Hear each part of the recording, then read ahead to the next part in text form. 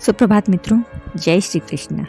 मंगलमय दिन की शुभकामनाओं के साथ एक प्रेरक कहानी लेकर मैं हूं आपके साथ अनुभव। खुद को कभी छोटा नहीं समझें।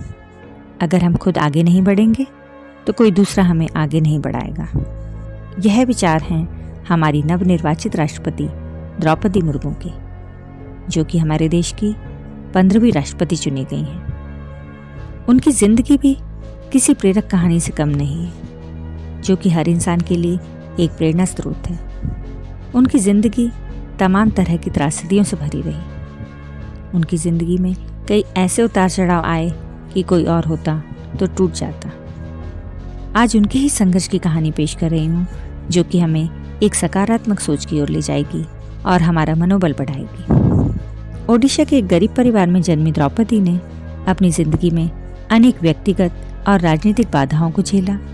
उन्होंने सन 2010 में अपने 25 वर्षीय बेटे को खोया और सन 2013 में अपने दूसरे बेटे की मौत से जैसे उनके ऊपर दुखों का पहाड़ टूट गया।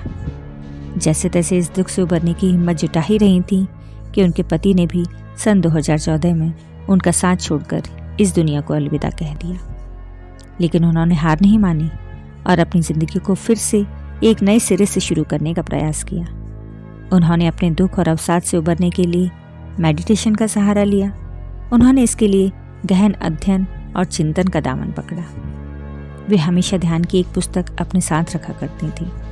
उनका ध्यान का रूटीन कभी नहीं टूटा और धीरे धीरे अपनी इच्छा शक्ति और मनोबल से उन्होंने डिप्रेशन को हरा दिया और उनमें एक नवीन ऊर्जा का संचार होने लगा। धीरे धीरे उन्होंने अपने जीवन में आई मुश्किलों को हरा दिया और ज़्यादा मजबूत होकर खड़ी हुई।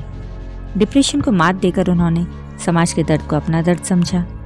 पति और बेटों की याद में उड़ीसा में स्कूल बनवाया। उन्होंने मानसिक शक्ति की ऐसी मिसाल पेश की जो कि हम सबके लिए प्रेरणा स्रोत थे।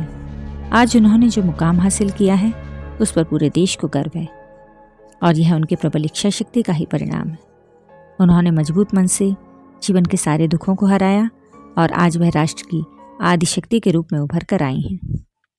मित्रों, हमें भी इसी तरह अपने जीवन में आने वाले दुखों से घबराना नहीं चाहिए, बल्कि मजबूत मन और दृढ़ इच्छा शक्ति से मुश्किलों का डटकर सामना करना चाहिए, जिससे जीवन में नई ऊर्जा और शक्ति का संचार हो सके और हम सबके लिए प्रेरणा स्रोत बन सकें। जय हिंद, जय भारत।